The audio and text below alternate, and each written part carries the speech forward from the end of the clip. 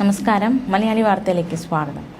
Kottayam KK റോഡിൽ പള്ളിക്കത്തോട് 18-ാം മൈലിൽ സ്വകാര്യ ബസ്സിനെ KSRTC ബസ് ഓവർടേക്ക് ചെയ്ത സംഭവം, ആ ദൃശ്യങ്ങളടക്കം കഴിഞ്ഞ ദിവസങ്ങളിൽ നമ്മൾ കണ്ടതാണ്. ഇപ്പോൾ ഇതാ സംഭവത്തിൽ ഡ്രൈവർമാർക്കെതിരെ മോട്ടോർ വാഹന വകുപ്പിന്റെ കർശന നടപടി.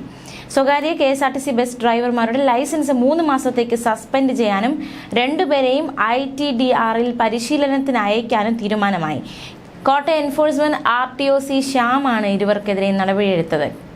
കഴിഞ്ഞ 28-നായിരുന്നു സംഭവമുണ്ടായത്. വൈകിട്ട് 6 മണിയോടുകൂടി സ്വകാര്യ ബസ് 18-ാം മൈലിൽ വണ്ടി നിർത്തി. വണ്ടിയിൽ നിന്ന് യുവതി ഡോർ തുറന്ന് ഇറങ്ങിയ സമയമാണ് തൊട്ടു പിന്നിലുണ്ടായിരുന്ന KSRTC സ്വകാര്യ ബസിന്റെ ഇടത് സൈഡിൽ കൂടി അപകടകരമായ രീതിയിൽ കടന്നുപോയത്.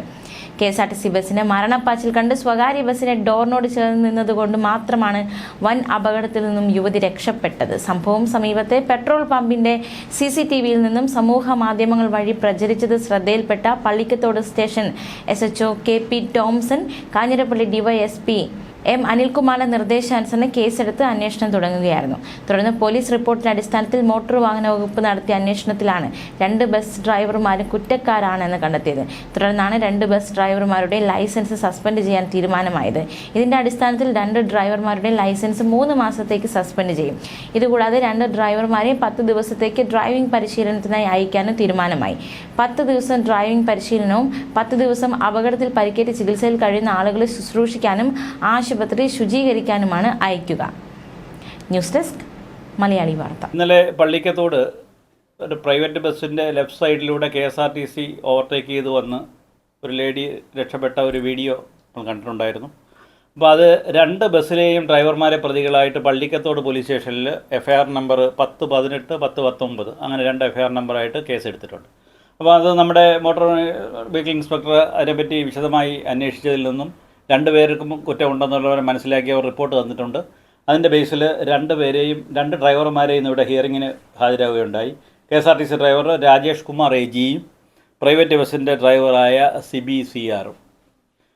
അവരുടെ വിശദീകരണം കേട്ടു. വിശദീകരണം തൃപ്തികരമല്ല 2 പേരുടെയും. KSRTC ഡ്രൈവറെ തീർച്ചയായിട്ടും അദ്ദേഹം മുന്നിലൊരു ചെറിയൊരു വളവ് കഴിഞ്ഞിട്ടായിരുന്നു അദ്ദേഹം അത് ആൻറ്റിസിപ്പേറ്റ് ചെയ്യാതെയാണ് ഡ്രൈവർ വാഹനം ഓടിച്ചു വന്നിരുന്നത്. നമുക്ക് അറിയാം, ഏതൊരു സാഹചര്യത്തിലും മുന്നിലെ വാഹനം നിർത്തേണ്ടി വരികയോ സർട്ടൻ ബ്രേക്ക് കഴിയേണ്ട സാഹചര്യം ഉണ്ടാവും.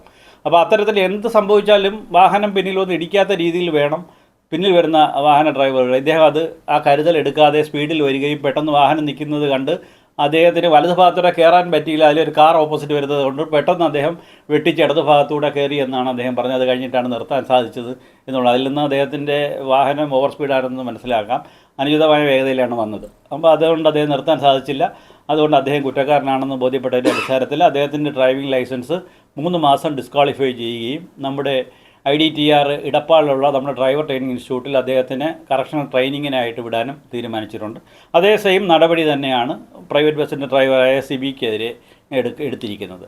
സിബിക്കെതിരെ FIR ഇട്ടിരിക്കുന്നത് അങ്ങനെയാണ്. ഒരു വാഹനം നമ്മൾ നിർത്തുമ്പോഴത്തേക്ക് അപകടകരമായ രീതിയിൽ വാഹനം നിർത്താൻ പാടില്ല. പ്രത്യേകിച്ചും അത് ബസ് സ്റ്റോപ്പ്, അദ്ദേഹം പറഞ്ഞതെന്ന് പറയുന്നത് ബസ് സ്റ്റോപ്പ് കുറച്ച് പിന്നിലായിരുന്നു. പക്ഷേ ബെല്ലടിച്ചില്ല. അതുകൊണ്ട് അദ്ദേഹം ഇങ്ങ് വന്നു. ഇവിടെ എത്തിയപ്പോഴാണ് ബെല്ലടിച്ചത് എന്നുള്ളത്. അതൊരു ന്യായീകരണമല്ല.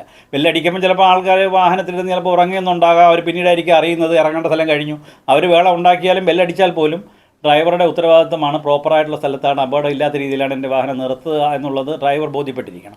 ഇത് അദ്ദേഹത്തിൻ്റെ ഭാഗത്തു നിന്ന് വീഴ്ചയാണ്. അദ്ദേഹം പിറകെ വളവാണെന്നുള്ള ശ്രദ്ധിച്ചില്ല. മാത്രമല്ല വാഹനം നിർത്തിയത് റോഡിലാണ്. ഒരു വാഹനം നമ്മൾ അറിയാം, ബസ് ബേ എപ്പോഴും റോഡിൽ നിന്ന് മാറിയായിരിക്കും. ബസ് ബേ ഇല്ലാത്തൊരു സാഹചര്യത്തിൽ നമ്മൾ എപ്പോഴും കഴിവതും അവിടെ റോഡ് ക്ലിയറാക്കി ഇടത്തക്ക രീതിയിൽ ഒതുക്കി വേണം വാഹനം നിർത്തുക. ഇത് അദ്ദേഹം ചെയ്തതുമില്ല. അതുകൊണ്ട് അതേ സെയിം നടപടിക്രമം തന്നെയാണ്. അദ്ദേഹത്തിൻ്റെ ലൈസൻസ് 3 മാസം റദ്ദ് ചെയ്യുകയും IDTRൽ പരിശീലനത്തിന് വിടാനും തീരുമാനിച്ചിട്ടുണ്ട്.